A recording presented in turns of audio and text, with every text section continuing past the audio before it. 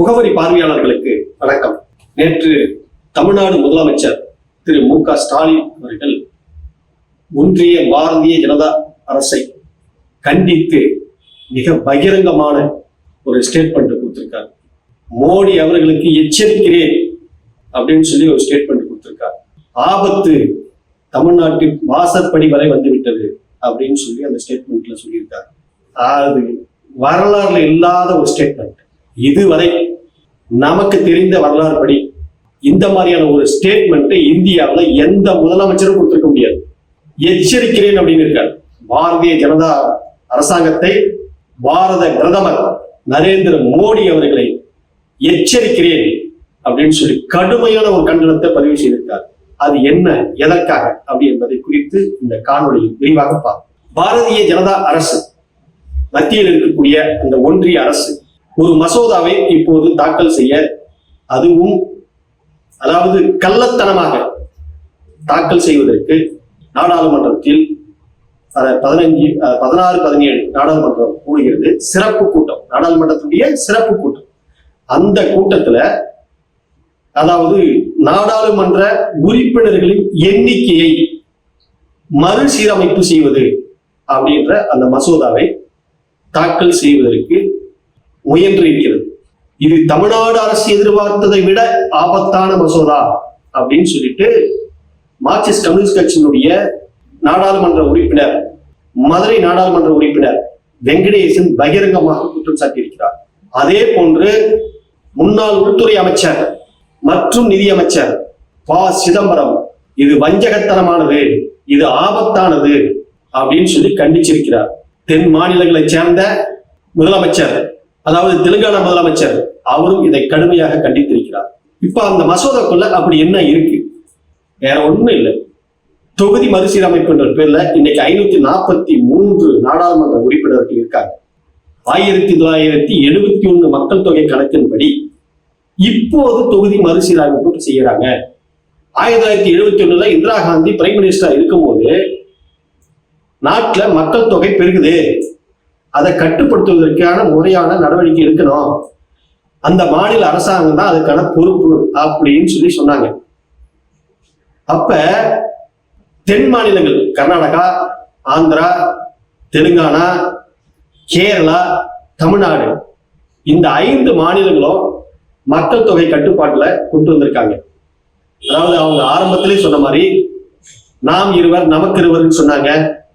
அப்பவும் கட்டுப்படுத்த முடியாம போச்சு. நாம் இருவர் நமக்கு ஒருவர் அப்படின்னு சொல்லி கட்டுப்பாடுகளை கொண்டு வந்தாங்க. குடும்ப கட்டுப்பாடு செய்து கொள்ளக்கூடிய நபர்களுக்கு, குடும்ப தலைவிக்கு, குடும்ப தலைவருக்கு ஊக்கத்தொகை வழங்கப்படும் அப்படின்லாம் சொன்னாங்க. இப்படியெல்லாம் பல்வேறு சிறப்பு சலுகைகளை கொடுத்து மக்கள் தொகையை ஒரு கட்டுப்பாட்டிற்குள் கொண்டு வந்து வைத்திருக்கிறார்கள். இப்ப 2011 மக்கள் தொகை கணக்கின்படி இப்போது மறுசீராய்வு பண்ணால் இங்க என்ன ஆகும்? அவர்களுடைய இப்ப 543 எம்பிகள் இருக்காங்க இல்லையா, அது இப்ப மறுசீரமைப்பின் மூலமாக 850 உயர்த்துவதற்கு அவங்க திட்டமிச்சிருக்காங்க. இப்ப 850 உயர்த்தினால் உத்தரப்பிரதேசம் இன்று 80 நாடாளுமன்ற உறுப்பினர்கள் இருக்காங்க. அங்க 140 நாடாளுமன்ற உறுப்பினர்களாக மாறும். பீகார்ல இன்னைக்கு 42, அது மறுசீரமைப்பின் மூலமாக 60 நாடாளுமன்ற உறுப்பினர்கள் வருவார்கள். அதே மாதிரி மகாராஷ்டிரா, அதே மாதிரி ராஜஸ்தான், அதே மாதிரி மத்திய பிரதேசம், இப்படி வட மாநிலங்கள் முழுவதும் மக்கள் தொகை அதிகமாக இருக்கிறது. ஏன் மக்கள் தொகை அங்க அதிகமா இருக்குது? மத்திய அரசு சொன்ன அந்த திட்டத்தை நடைமுறைப்படுத்தியது தென் மாநிலங்கள் மட்டும்தான். அந்த திட்டத்தை இந்த காலில் வாங்கி அந்த காலில் தூக்கி போட்டு ஒவ்வொரு வீட்லயும் 4-5 பிள்ளைகளை பெற்றுக் கொண்டது வட மாநிலங்கள். இன்னைக்கு அவங்க மக்கள் தொகையில் அதிகமா இருக்காங்க.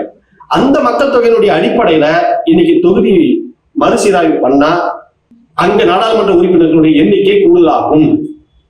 அப்ப இந்த தென் மாநிலங்கள் சொல்லக்கூடிய கர்நாடகா, ஆந்திரா, தெலுங்கானா, கேரளா, தமிழ்நாடு, இந்த உறுப்பினர்கள் இல்லாமலேயே இங்க இப்போது 130 உறுப்பினர்கள் இருக்காங்க. இங்க மறுசீரமைப்பு பண்ணாங்கன்னா 190 மாறும். அவ்வளவுதான். இந்த 190 என்பது ரொம்ப ரொம்ப சின்ன எண்ணிக்கை. 850 வரும்போது ஏறத்தாழ 660 உறுப்பினர்கள் 650 உறுப்பினர்கள் அங்க பெரும்பான்மையாக இருக்கிறார்கள். இப்ப அந்த பெரும்பான்மையான அவங்க இங்க இருக்கக்கூடிய நமது அரசாங்கத்தையோ நமது எம்பிக்களினுடைய தயவையோ அவர்கள் எதிர்பார்க்க தேவையில்லை.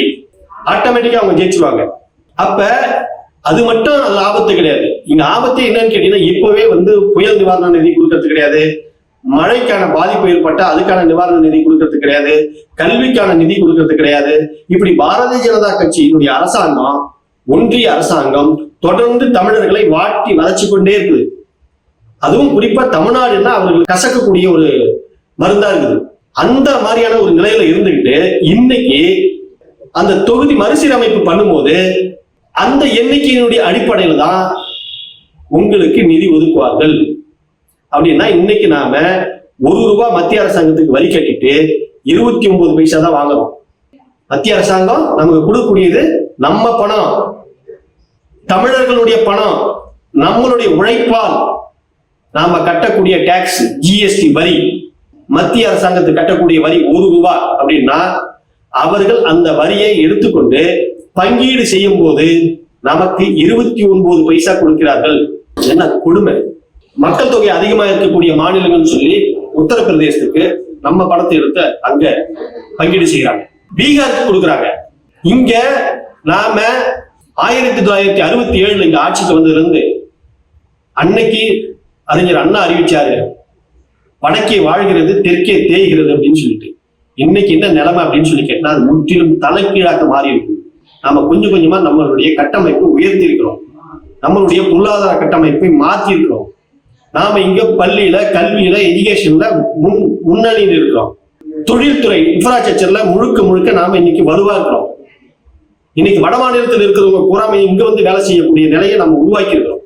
இப்ப இங்க இருக்கக்கூடிய தலைவர்கள், இங்க ஆட்சி அதிகாரத்தில் இருந்த தலைவர்களுடைய தொலைநோக்கு பார்வையினால தென் மாநிலங்கள் வளர்ந்திருக்கிறது. தெலுங்கானாவில் பாத்தீங்கன்னா ஐடி பூங்கா மிகப்பெரிய அளவுல இருந்துச்சு. ஐடி பூங்கா அங்க ஹைதராபாத்ல இருக்கு. அதே மாதிரி கர்நாடகாவில், கேரளாவில், இன்னைக்கு தமிழ்நாட்டுல ஐடி பூங்காவுக்கு இன்னைக்கு பெரிய அளவுல இளைஞர்கள் அதுல இன்னைக்கு வேலை செஞ்சு பொருளாதாரத்தை ஈட்டிக் கொண்டிருக்கிறாங்க. இப்படி இங்க வாங்கும் சக்தி, பொருட்களை வாங்கும் சக்தி இங்க நமக்கு அதிகரிச்சுட்டே இருக்கு. ஆனா அங்க வாங்கக்கூடிய திறனோ அதுக்கான பொருளாதார நிலையோ வட மாநிலங்கள்ல இல்லை. இப்ப என்ன, தென் மாநிலங்கள்ல வரக்கூடிய நிதியை எடுத்து வட மாநிலங்களுக்கு பங்கிட்டு வைக்கிறாங்க.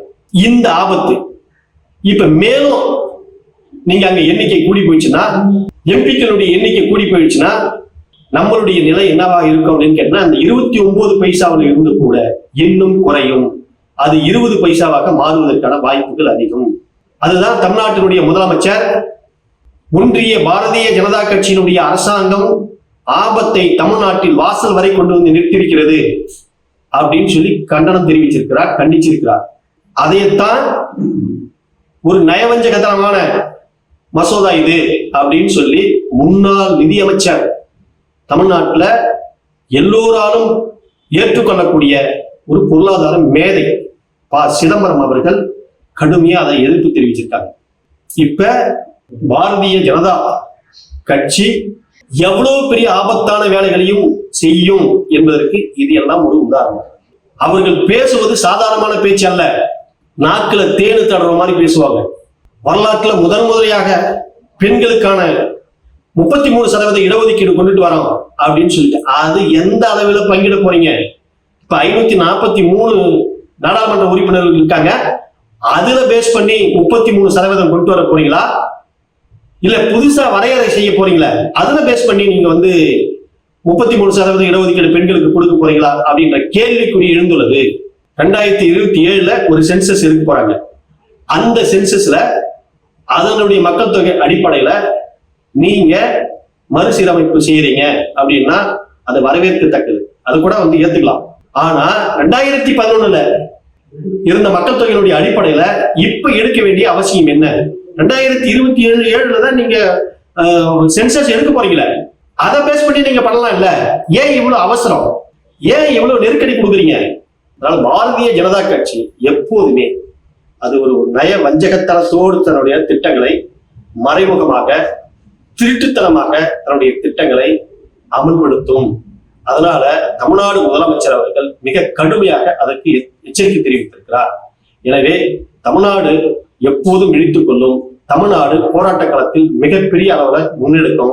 தென் மாநிலங்கள் எல்லாம் ஒருங்கிணைச்சு இந்த போராட்டத்தை வழிநடத்தும். மாற்று கருத்தே இல்லை. நன்றி.